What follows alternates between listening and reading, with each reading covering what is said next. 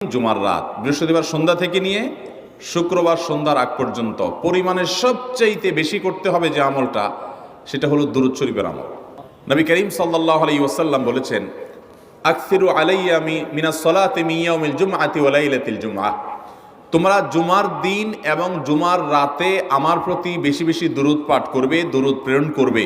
ফা ইন্না সালাতাকুম মা'রুদাতুন আলাই, কারণ তোমরা যে দুরূদ পাঠ করো এটা আমার কাছে পেশ করেন আল্লাহর ফেরেশতারা, এবং রীতিমতো নামধাম সহকারে আল্লাহর একদল ফেরেশতা নিয়োজিত আছে। তারা বলেন, আল্লাহ, হে আল্লাহ রসুল, আপনার অমুক উম্মত, অমুক অনুসারী, আল্লাহর অমুক বান্দা পৃথিবীর অমুক প্রান্ত থেকে, অমুক দেশ থেকে, অমুকের সন্তান, সে আপনার প্রতি দুরূদ পেশ করেছে জুমার দিনে, জুমার রাতে বা অন্য সময়ে।